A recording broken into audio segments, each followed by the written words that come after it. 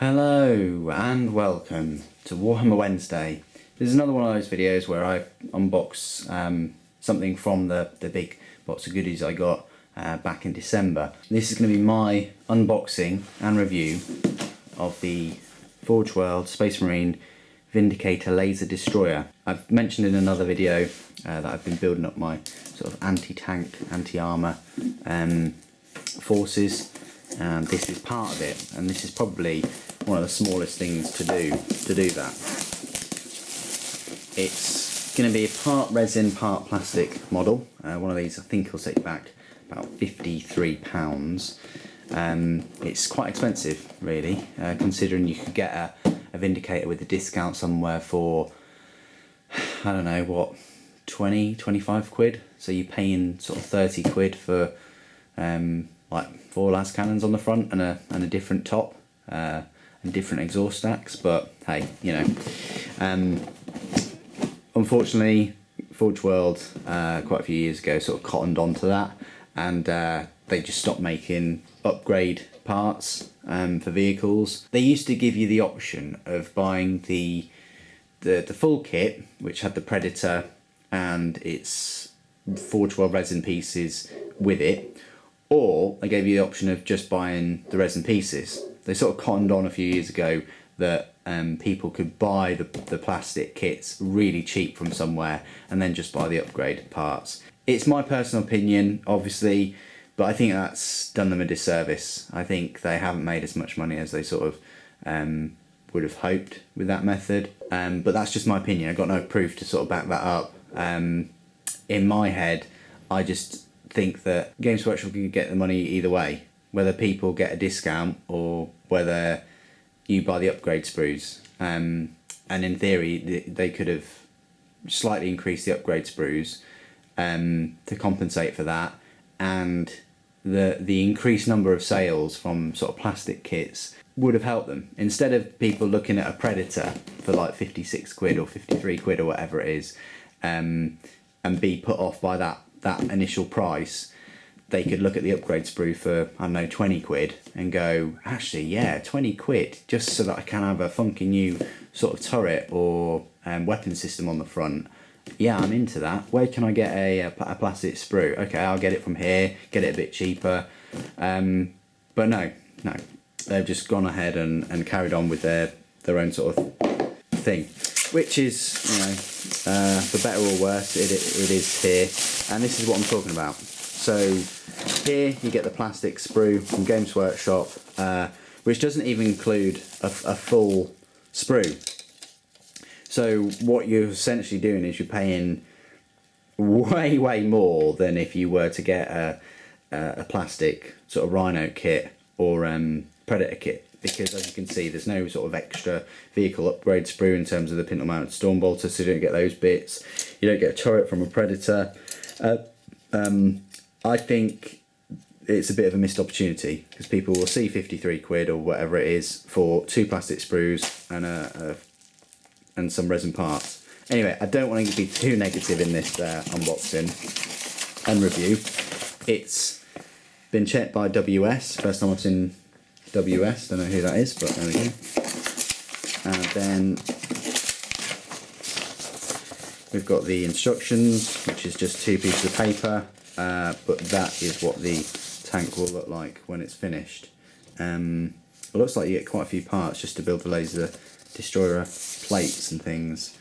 They're all your resin parts. You do get quite a large sort of top, but everything else seems, and you obviously get the different sides. Let's have a look. We won't look at the plastic parts, everybody's seen them. It just comes from a Rhino sprue, and that's 2006. That's a decade old sprue. Surely they must have made their money back from that sprue by now. And then in this bubble wrap is the resin pieces themselves. So it's very similar to sort of like the Forge World Deimos pattern and Vindicator, in that you get these resin side panels for Rhino. These must be getting on a bit now as well. Doesn't have a date on them anywhere, but that one's slightly sort of warped a little bit. fair bit of cutting and cleaning up to do. Luckily there's no sort of slippage on the front at all, and likewise with that, that looks fine. And that's sort of like the front sort of dozer blade. It's not like a big dozer blade as you know, like a seed shield or anything like that. And then what we got, so we got the 4 end barrels for the las cannons, well, the laser destroyer really. And then you've got Pintle combi bolter, that looks really cool. Top hatch, a couple of exhaust stacks, should be 4 in here. And then you've got some power couplings to power the laser destroyer array. Speaking of which, they're the 4 barrels for it. You get the top, where it will just sit in. It's different than the cannon. I'm sure it's different than the cannon. I don't think it has all this part to it. I'm going to have to look. I will compare it in the second half of the video to a normal Vindicator. And then here are the cooling plates. There you go. And then you've got the blast sort of shield. And then you've got the exhaust stacks. So there you go. Yeah, you really don't get an awful lot for your money with these sort of Rhino Vindicator sets. So what I'm going to do is go away, wash it, build it, and then come back in part 2, and it'll be completely finished. I'll do some comparisons and things. So join me in part 2. And welcome to part 2 of my unboxing and review of the Deimos Vindicator Laser Destroyer. As I think I said in part 1, the price of one of these is £53. That's exactly the same price as sort of the Forge World equivalent of the, you know, like the standard one, Deimos pattern Vindicator. Now, rules wise, I thought that the Vindicator Laser Destroyer would be in this Imperial Armour, Volume 2, but it's not. This book is almost 4 years old now, and there's been an awful lot of models released since then. I just can't believe that things like the Cerberus or even the normal Contemptor is over 4 years, or the Storm Eagle, things like that, but they are. However, this model isn't. I think this model came out 2 years ago, 2.5 years ago, something like that. So that's why it's not in there under the 40k rules side of things. However, if you're on Forge World's website, there are Warhammer 40,000 rules available for it. If you want to use it in your games of Horus Heresy or 30k, you can find the rules for it on page 69, good number, and basically we're laser destroyer array for an extra 10 points, so it's 130 points for your 30k rules, and your 40k rules. The main difference is that it can take relevant vehicle equipment from the codex it's being used in conjunction with, and obviously with the 30k rules, it can take, you know, like Hunter Killer Missile, auxiliary drive, machine spirit, things like that. Also, it can take things like a heavy bolter, pintle mounted heavy bolter, which might be useful, give it a bit more sort of anti-troop weaponry. But rules wise, it can be taken as a heavy support choice for any sort of Space Marine army. And the power capacitor and the capacitor fire, they're exactly the same. Same rules for the laser destroyer array, and we'll talk about those in a moment. The only difference being is in the Horus Heresy book, the rules for the laser destroyer, like range wise and things, they aren't on the data sheet itself. You have to go further to the weapons summaries to find, you know, the range, strength, all the rest of it. Whereas on Forge World's website, weapon profile is there within that data sheet. In the book, they definitely had enough space to do that, but for some reason they didn't include it. Hope that all makes sense. Anyway, the model itself, it's a lovely model. Obviously, it's a Deimos pattern design, so it's got these sort of old school Rhino chassis with the exhaust, with the sort of naked exhaust, compared to sort of like the newer Rhino marks that has it all encased in armour. I haven't glued the laser destroyer arrays sort of armour pieces on, just because it's going to be easy for me to paint all of that metal, and then and likewise inside if I need to paint that metal, and then glue those brackets on later on. You can see the little combi bolter on there.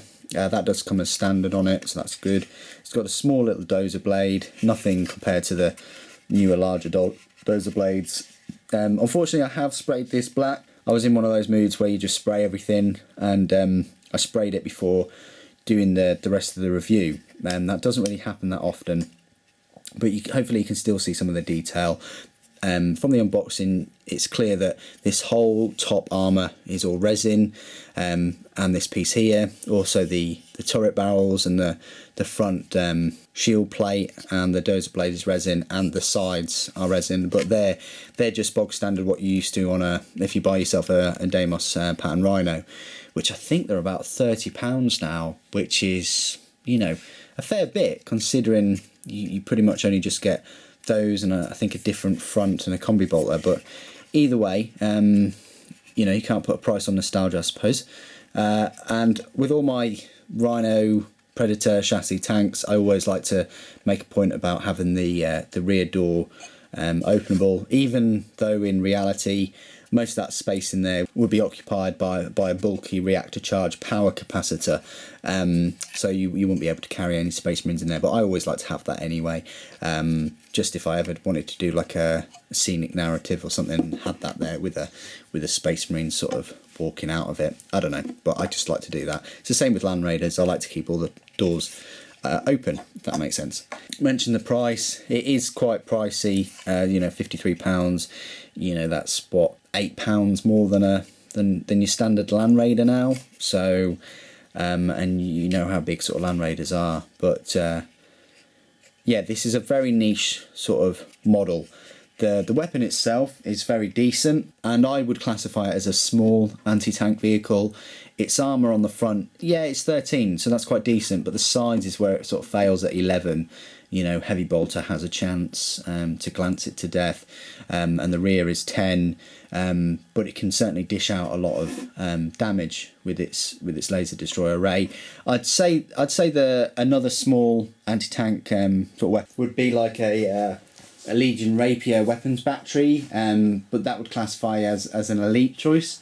So if you wanted some cheap anti-tank weaponry that didn't take up too many options in your force organisation chart, having one of these or having like a little squadron of these along with some elites for a Legion Rapier weapons battery, remember you can have 1 to 3 in one elite slot, would probably work out pretty well, especially if you gave them sort of shatter shells, which, you know, 4 shots at strength 8, or you could even give them a laser destroyer array or graviton cannon. But I would definitely class this as a small to medium option for anti-tank. Then definitely medium would be a Sakaran Venator. Your large sort of anti-tank weapon would be something like your Cerberus, and then your extreme range would be your Falchion, or even a Warlord Titan, their Bellicosa Volcano cannons. So that would be the hierarchy. This is sort of small to medium. It's got armour, but in a way it's got the 3 hull points, or 3 wounds really. It's relatively cheap points, hasn't got the best of armour, but the weapon, the laser destroyer array, is an ordnance weapon, so you're getting your 2 D6 to penetrate and picking the highest, and it is twin linked. Its range is only 48, so it's a bit like a las cannon. Its strength is 9, but its AP is 1. And this, its special rule, the power capacitor, you can overcharge its firing. So capacitor fire, if it hasn't moved, so sort of limits its role in terms of its firing arc and things like that. It's reminiscent of sort of like old World War II anti-tank weapons. If it hasn't moved, it becomes an Ordnance 2 twin-link weapon. So it basically gets two shots. That's if it hasn't moved. So 2 shots, twin-linked, range 48. So it's a two-shot las cannon, but Ordnance AP1 and twin-linked. But then it can also have a go at this overcharged fire. If it hasn't moved, it can declare an overcharged volley, and then it becomes Ordnance 3. However, if you roll a d6 and you get a 1, you lose a whole point of damage. So that extra shot, I mean, that might make all the difference. This would be a great vehicle at sort of stripping void shields off things, off titans or anything like that. Like if you want to try and take down a titan in one round of shooting, say it's your first turn or even your second turn, and this hasn't had any damage whatsoever, it hasn't moved, it can turn on the spot, remember, and it's got great line of sight with nothing blocking an enemy titan or something like that. You want to invest as many points as stripping those hull points down of that titan or vehicle. It might be worth you taking that risk, going for three shots to take down its shields and then potentially strip a hull point from it, which it will then have to roll to repair its void shields the next turn. So in one round of shooting from this little fella, it's most likely going to get its points back. You could fire this at a predator, probably is going to hit, and 3 shots even at the front of a predator at armor 13, it's got 50-50 chance of it penetrating. But then when you factor in the fact that it's ordnance, I would say it would penetrate or even glance a predator tank to death in its first round of shooting, just based on it being twin linked and its roll to penetrate rolls. And I personally think that it's worth losing a hull point from. I mean, because it's got the 3 hull points, it might be worth firing a 3-shot volley first, and then if you lose a hull point, then it might not be worth trying to fire 3 shots again. It's completely different sort of battlefield role compared to a Vindicator, your standard Vindicator. Your standard Vindicator, you want to be moving him as close to the enemy as possible, and then you're going to be 24 inches away, which is almost quite a danger to the tank for other things to get into combat with it. But 24 inches, you're going to fire a strength 10 weapon, which unfortunately, yes, enemies would get cover saves. So it might be worth using Typhon in that situation. But they still have their uses on the battlefield. But I just feel that a normal Vindicator is much more vulnerable than something like this that can sit back at 48-inch range and not move and pick off enemy tanks or similar sized models. Compared to a Space Marine, obviously it's a Rhino chassis, so that sort of goes to show how how big it is. It's not a huge tank by any means, but I definitely do think it has a role, and I'd probably say it could be more useful, or definitely get its points back, more survivable than something that has to get in a lot closer. So yeah, that is the end of my review of this Vindicator with the laser destroyer array. I think it's a fantastic little vehicle. In games, I could see it getting its points back, so long as it's got the line of sight and it's well protected in terms of units flanking it or coming in from reserves and destroying it from its rear armour. As long as it's well supported, I'm sure it will get its points cost. Model wise, it's a beautiful little model, lovely little tank, and great addition to the force. So thank you ever so much for joining me today. Thank you for watching. The Emperor Protects.